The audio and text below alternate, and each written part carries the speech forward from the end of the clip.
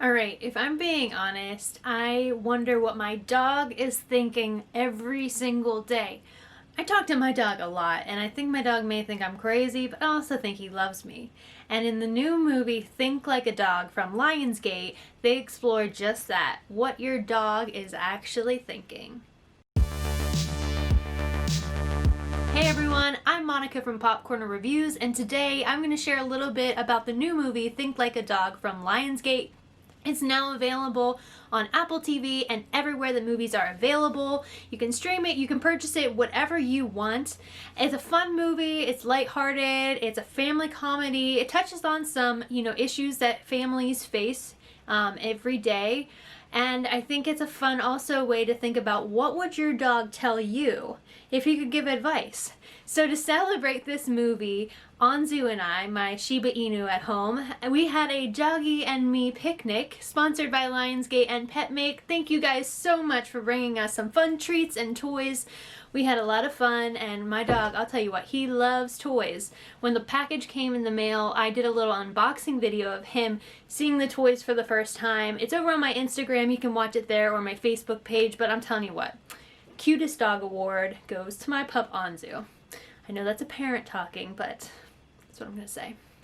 So in Think Like a Dog, Ollie, the main character, is a science whiz kid, and he comes up with a science fair project which allows him to understand what his dog is thinking. So all of a sudden he's able to communicate with his dog and ask him all these questions he's always wanted to know. He learns what embarrasses his dog when he takes him to the dog park. His dog starts giving him advice, and it's this very straightforward, simple, approach of what would the world be like if we just thought like a dog. And it's a really heartwarming story. I really think kids will like it. There's a lot of humor for them there, and it's a nice message for families to watch together.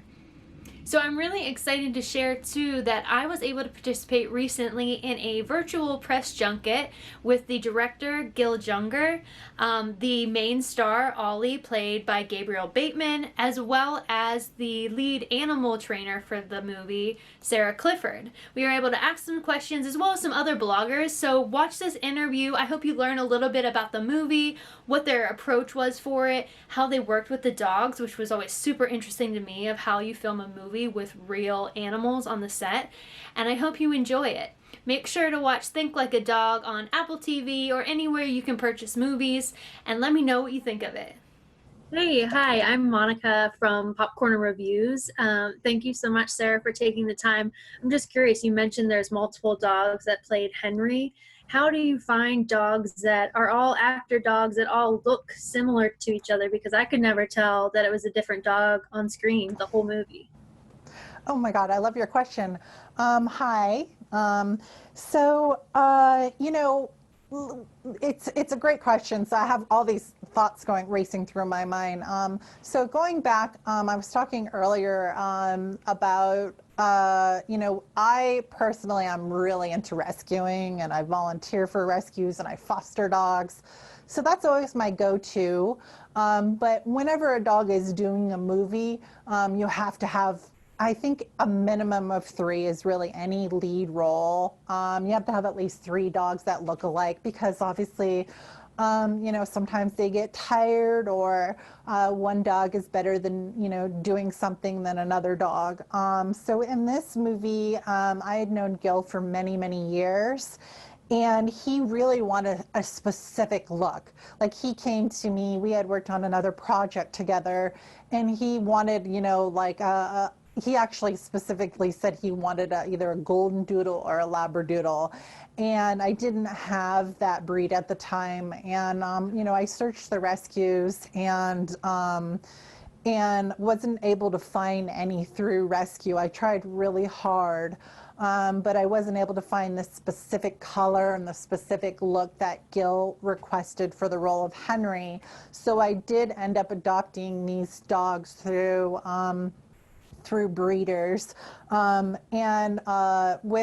example, with Chasey, who played the lead Henry, her sister, Jovi, was one of the dogs we used, and she, they look identical.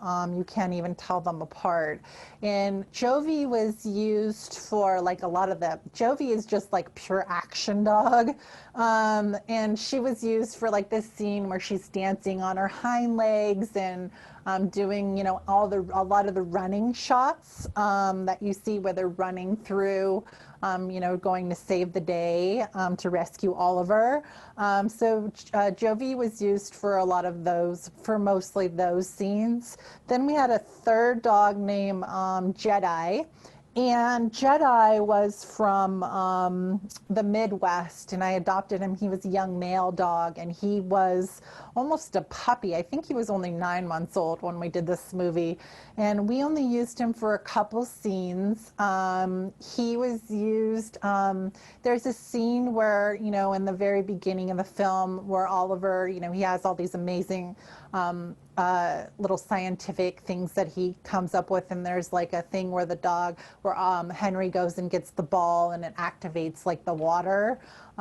So we used Jedi for that scene and a couple other scenes, but mostly I'd say that gosh, at least 85–90% of the film was JC, this dog here.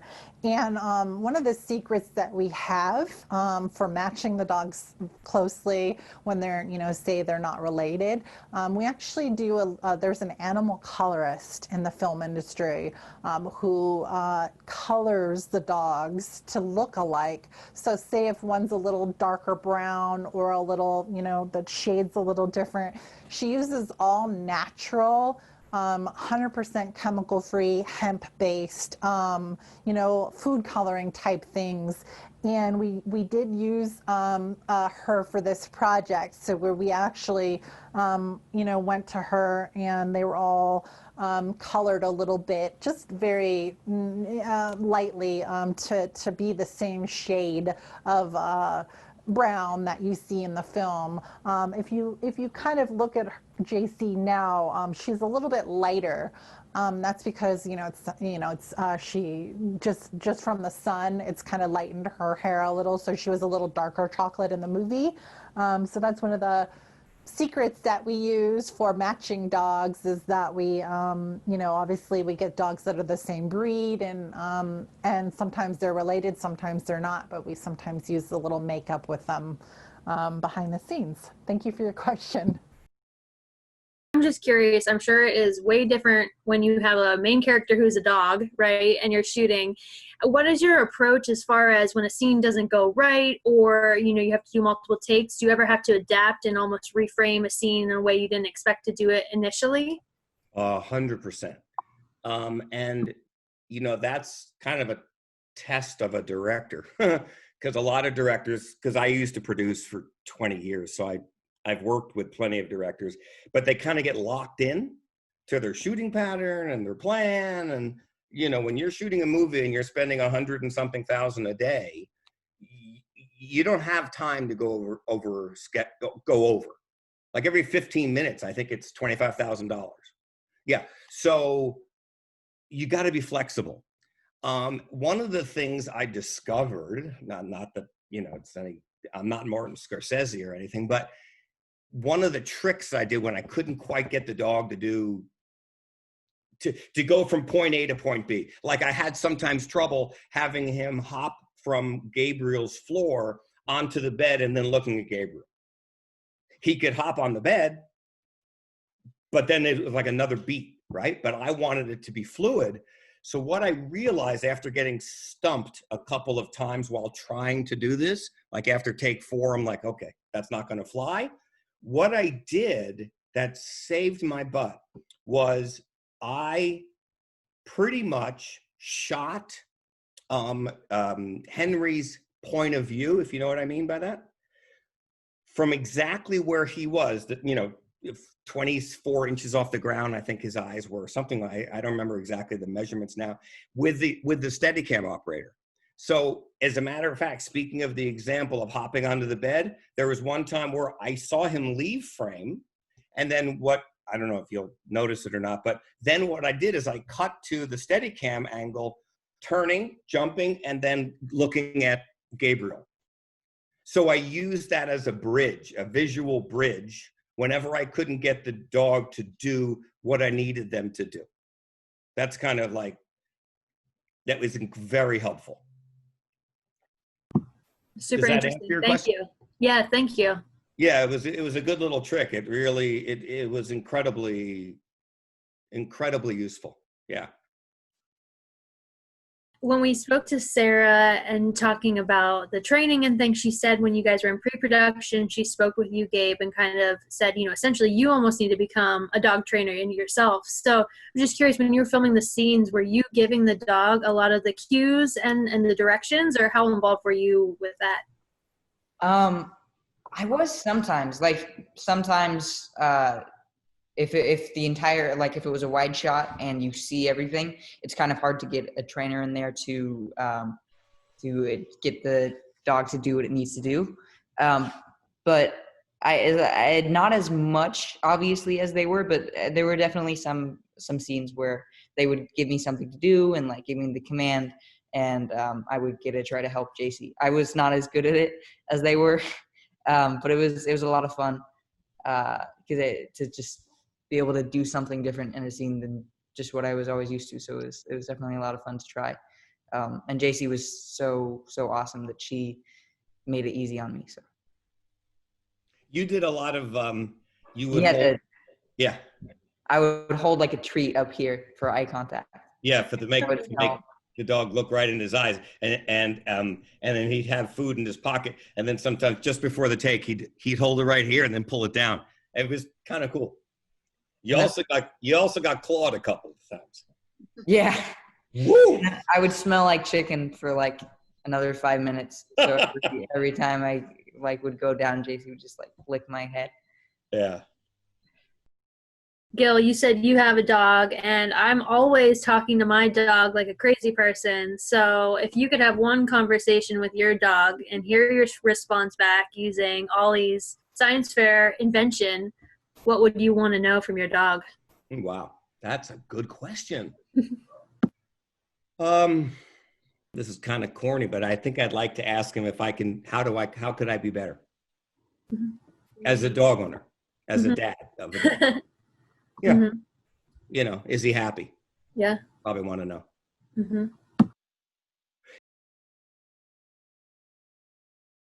My name is Monica, and I blog at My Life is a Journey. I am the mom of 3 rescue dogs, and I really enjoy watching the previous segment where you were teaching us how to train the dog. The question that I have for you is, during the movie, besides the treat, because every time that the dog does a treat, give them a treat.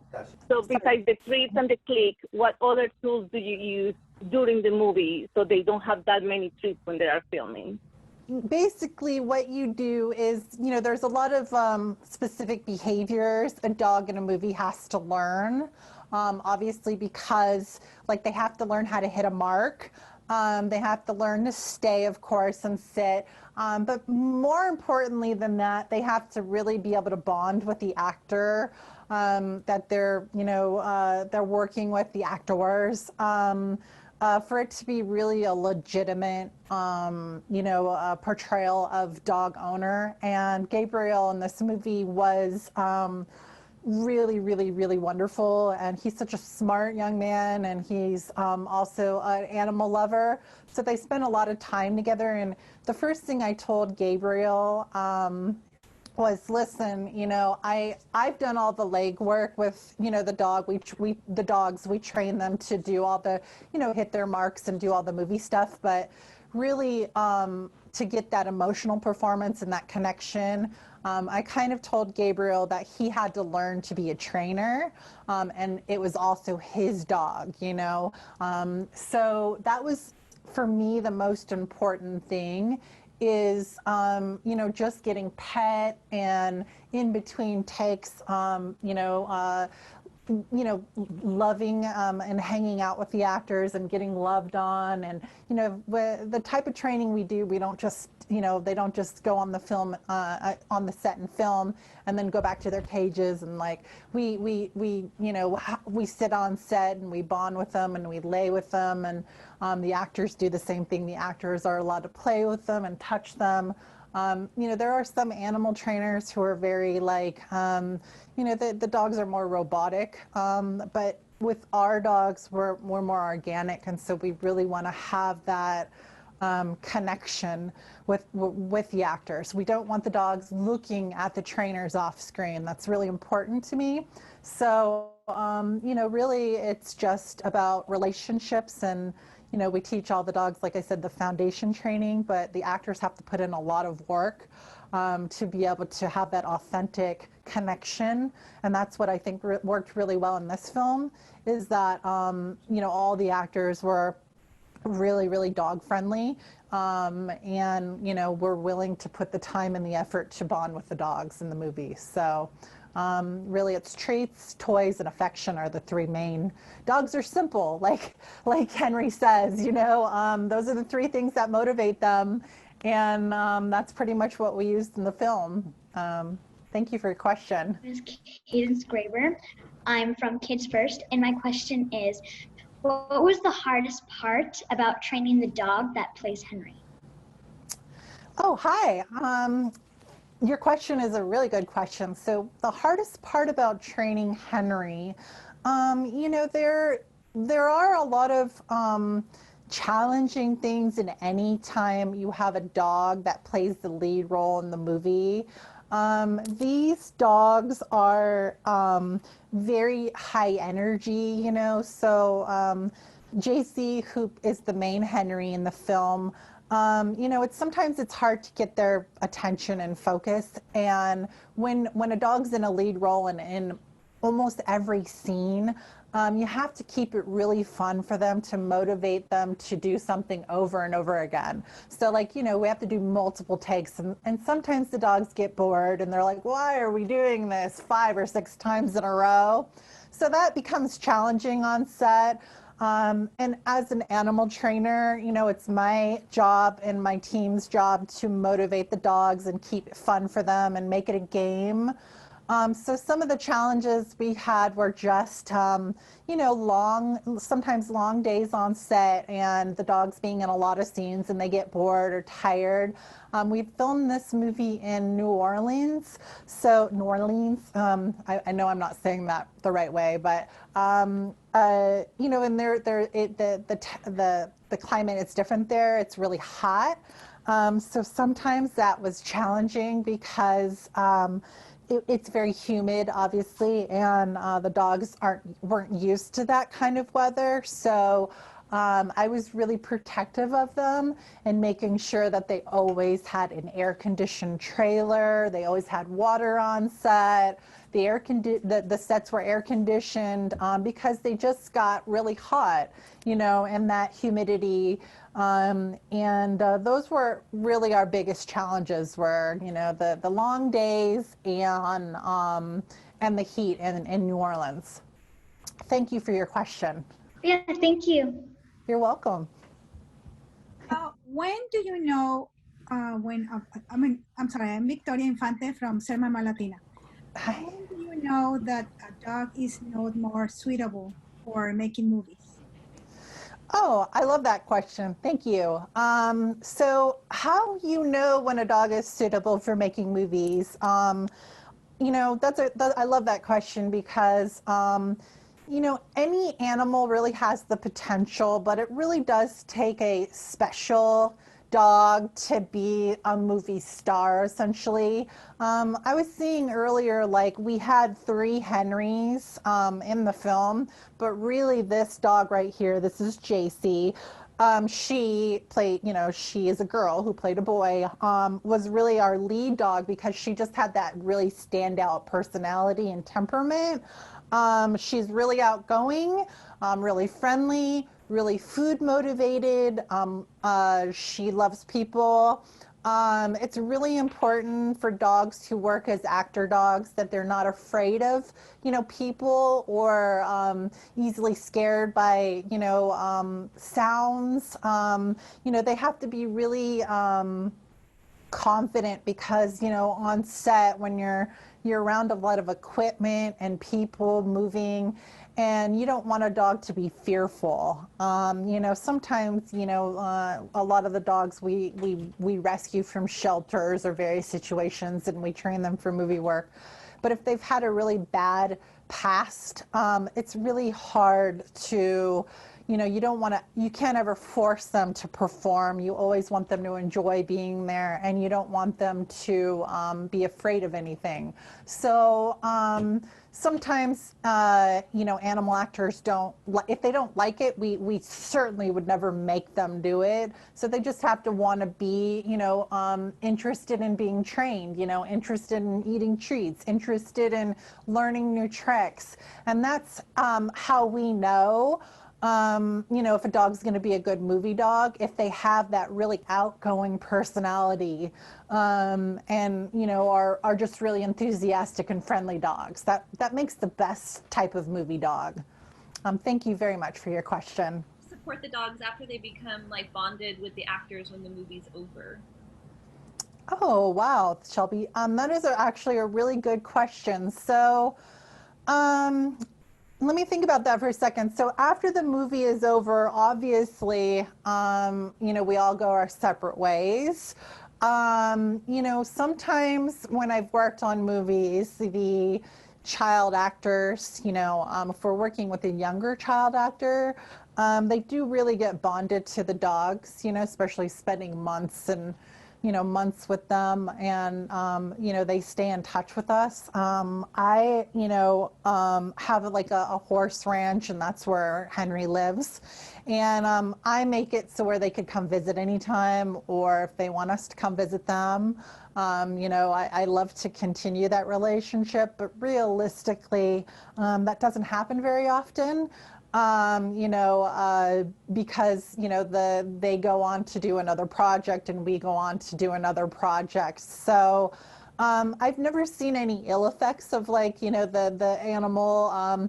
The amazing things about dogs, as we know, is they're just so they could bond to multiple people, and because they're so bonded to both the actors on the set and also the trainers, at least after the film project ends, they're going home with their trainers, and they're going home to their, where they live, and with their other dog friends. And so she didn't have any of the Henrys on this project didn't have any, withdrawals to say. But I know that if we were to reunite Gabriel and any of the Henrys, JC, for example, she would be really excited to see him.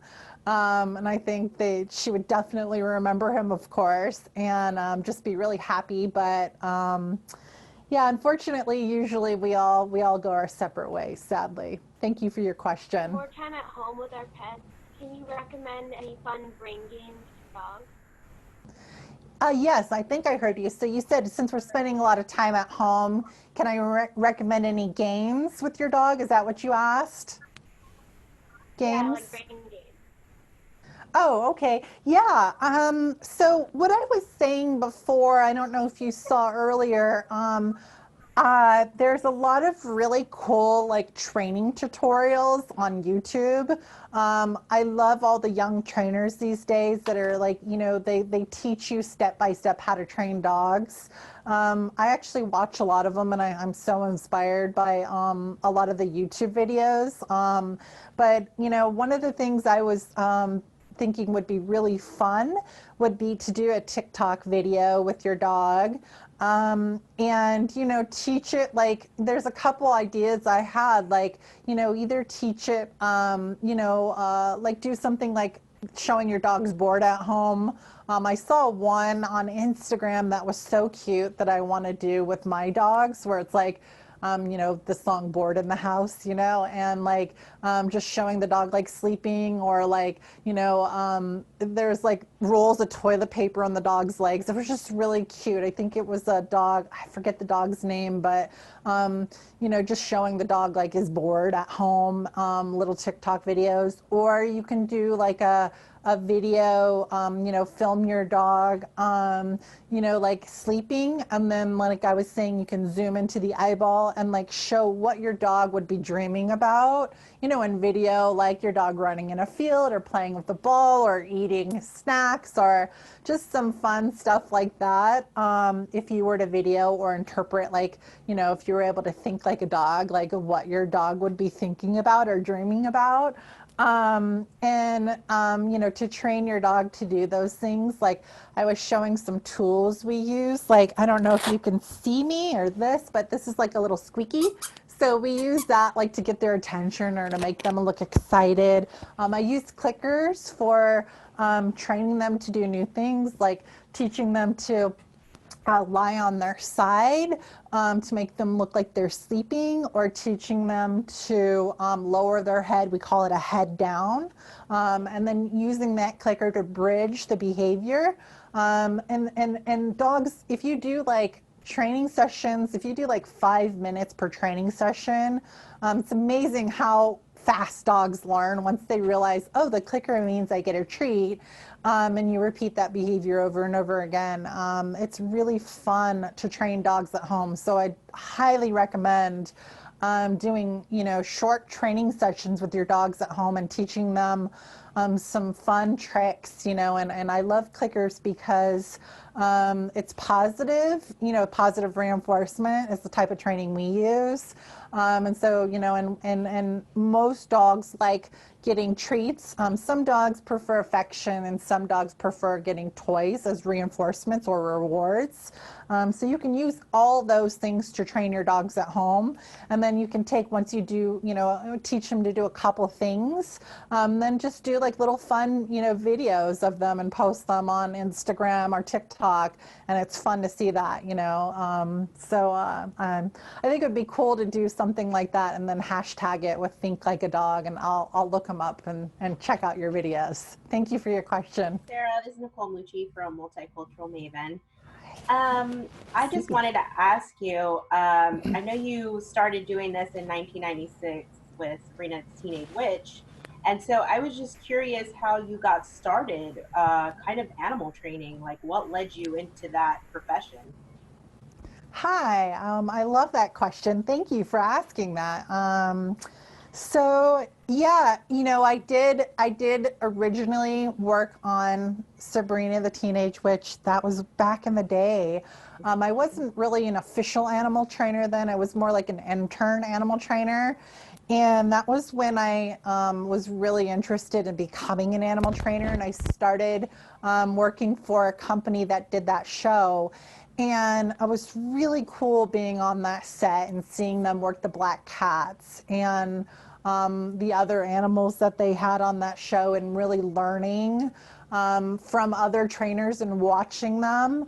But what made me want to become an animal trainer is I moved to Los Angeles, and I think, gosh, I don't even remember. It was a long time ago, and 20 years ago, and I wanted to work behind the scenes. I loved, I just was always in love with movie making, and I wanted to work in some capacity, but I didn't know at the time when I moved to Los Angeles that I wanted to be an animal trainer. Although I was a lifelong animal lover, I loved animals and always had pets and everything. I had every kind of animal as a pet growing up as a little kid. And I moved to Los Angeles and I worked on movies as a production assistant for a couple years. And I just learned like how to work on set and what everyone's job was. And one day I was working on the movie The Matrix 2. And there was some trained crows for a scene, and I remember, having as a production assistant, I had to go get the animal trainers, and they had these, the khaki pants on, and they had crates, and it was so professional. And these crows performed so beautifully and amazingly, and hit their marks. And I was so fascinated with the science of it. I was like in love, and that was for me my light bulb moment of like, oh God, I have to do that for a living. How do I do that? So after that movie, I switched gears from being a production assistant and just started contacting animal training companies in Los Angeles and asked them if I could volunteer for them and learn. And eventually I started working for a company that did that, Sabrina the Teenage Witch, and moved on to their ranch and started helping and feeding the dogs and training dogs that they had. And eventually, one of the dogs that I had adopted from the shelter, he became, I trained him, and he knew like 100 behaviors. And he was the first dog I ever trained, and he ended up working on lots and lots of things. He was so well trained. His name was Kuma. And he worked on over 100 projects in the 17 years that I had him. And eventually I started working for, my friend worked for the Hallmark Channel, and Kuma started working on various Hallmark movies. And I just, word of mouth, I just started getting calls from people who knew I had become an animal trainer. And eventually I started my own company. Just started working on movies and TV series, and then I got my own ranch and got now I have 16 dogs. So it just kind of gradually happened, but I love the career. It's really, really fun. So I get to, I kind of combine both of my passions, which were working behind the scenes and animals. So it was like my two greatest passions, and it became my job. So it's really cool. Thank you for your question. Sarah, thank you so much for having Hi. us and for answering our questions.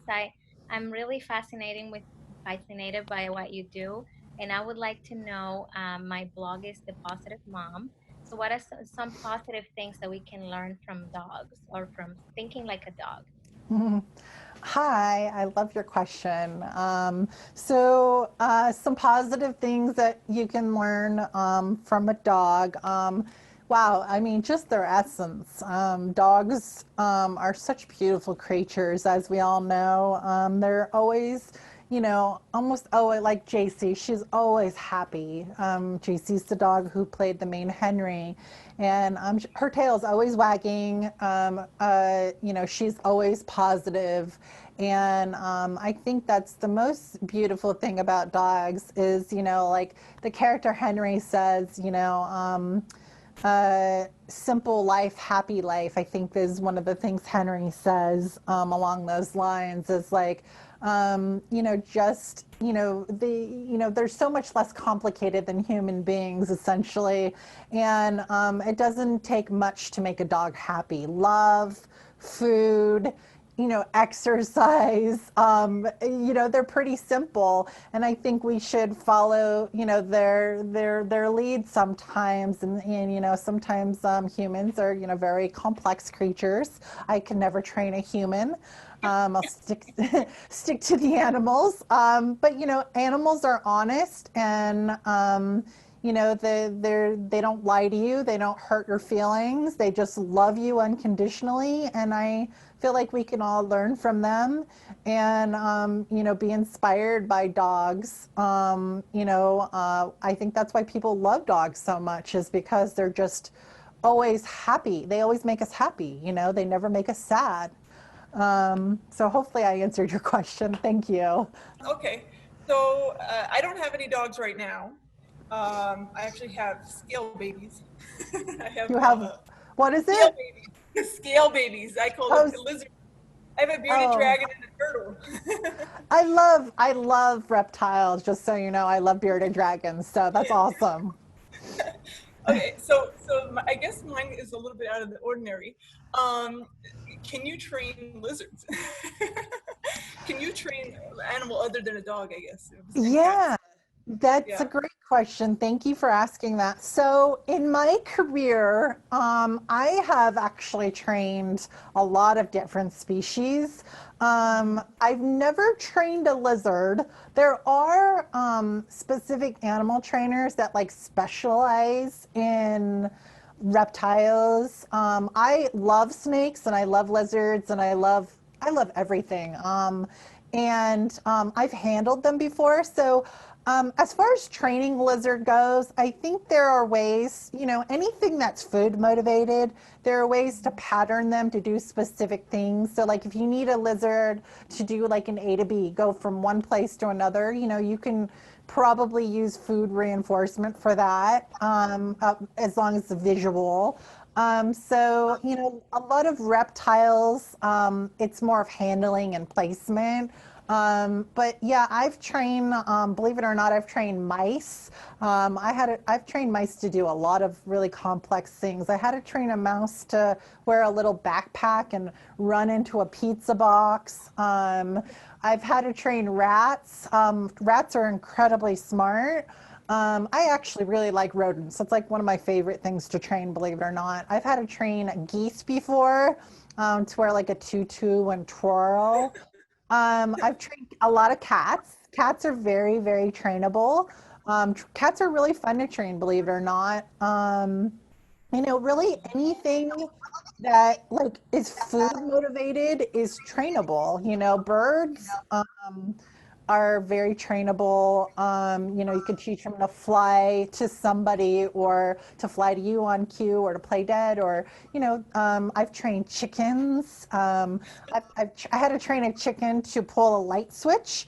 You can even train chickens to hit like a mark because they could see different shapes and colors. So basically as a trainer, like what you need to know is like what motivates it, and like you need to know about the species, like what they eat, what motivates it, what their instinct is going to be, and once you tap into that, then you start to play around with how do I get this animal to do this specific behavior on cue. You can really pretty much train just about anything with snacks, good snacks, and the right motivation, and just always having a lot of patience, Thank you for your question. My name is Monica, and I blog at My Life is a Journey. I have 3 rescue dogs, and I know how difficult sometimes for them to listen and do whatever you want to do, even if there are treats or not. So working with animals, what is the biggest challenge that you encounter working with them in terms of the filming time? Like if you were thinking that the movie was going to be made in 2 years, if there was an extended time because working off the dogs, or it was easier than working with the humans? Is that for me? You put it into, you create what's called a second unit. And a second unit is a whole nother group of people under my direction, but where we can shoot things that are very specific and small in scope without any of the lead actors. So like I'll finish a scene with Gabe, let's say in Gabe's bedroom. And then what we do is then myself and the crew move on to the next set with the lead actors, whether it's Megan or Josh or Gabe.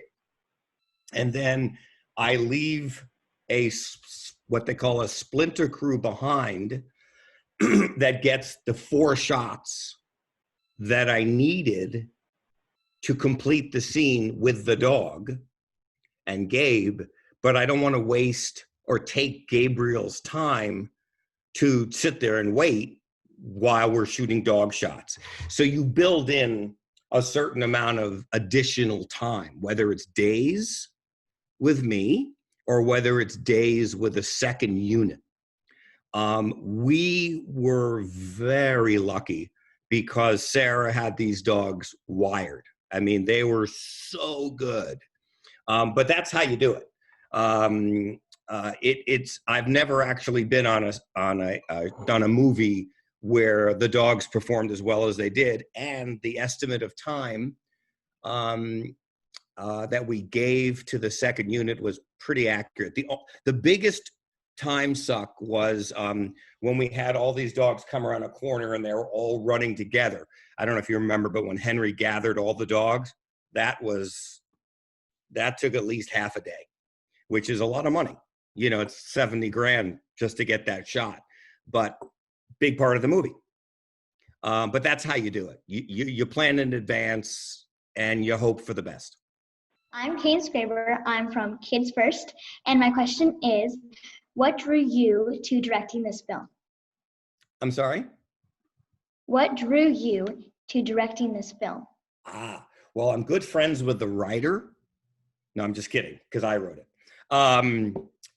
I wanted to write the film to let my boys know that if in fact I did get divorced, that it's not the end of the world, that it's a sad reality, but I think in America now it's almost at 50% divorce rate.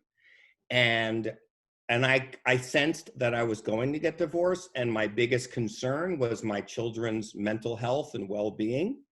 And I wanted my kids to know that as long as we all come from a place of love and gratitude for each other and simple things, that everything's going to be okay. And it actually, it's become my life motto, if you will. I don't sweat the small stuff, as they say. I never do. It's like I got my health, I've got my boys, and other than that, everything else is icing on the cake. How old are you? I'm 11. 11, me too. Isn't it great? Did you like the movie? Oh, yes, I loved it. I want to watch it again. Oh, wow. Okay, you're my favorite person now. That's it. What do you hope that families will take away from the film? What was your biggest goal with the movie?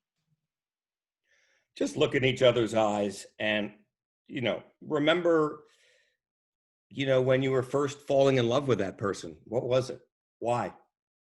And then that's what matters. It's not to say everyone should stay together, because you shouldn't stay together. I've been divorced twice, quite honestly.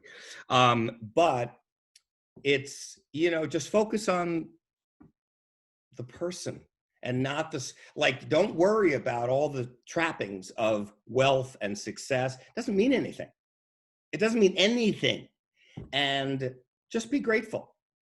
Acts of kindness come from a place of love. It's a pretty universal, almost Buddhist approach to thinking, but I believe in it strongly. The takeaway should be appreciate what you have and be grateful for the life you've been given. Because for the most part, it's certainly in our country, we're very lucky people. We're very lucky people. And I think every once in a while you stop and you take notice of that and get out of your head.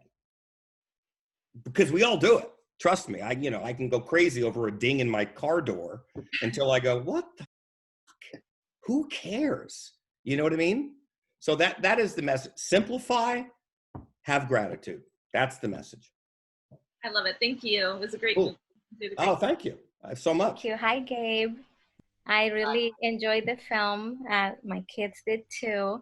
And one of the things that I noticed is that there was the topic of bullying, and also how you were, taken advantage of, and there was a lot of deceit by adults. So there were a lot of dynamics that we don't really talk about when it comes to kids in school or in public settings. How did you feel about filming those shots, and is that something that's close to your heart or that you can relate to?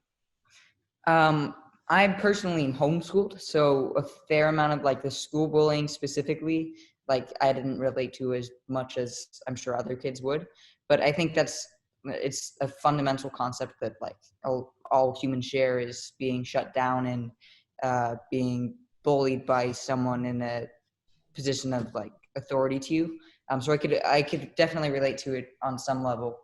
And Kunal did such an amazing job of being so intimidating and just powerful that it was hard not to understand like where my character was coming from because he was so present. So in those scenes, especially, I could definitely relate to it. Awesome. I homeschooled too, so that's cool. Awesome. Sarah talked about how you guys bonded, you know, they make sure that the actors bond with the dogs.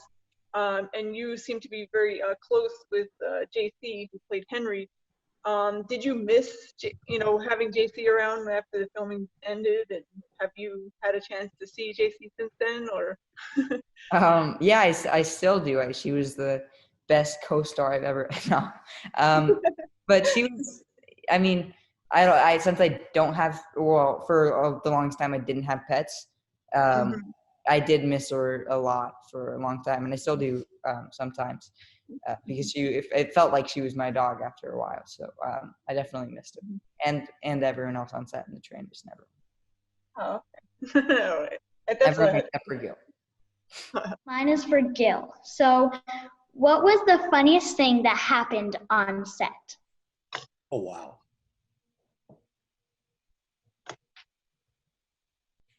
Oh, should be such an easy answer. There was a lot of laughter on set, I'll tell you that.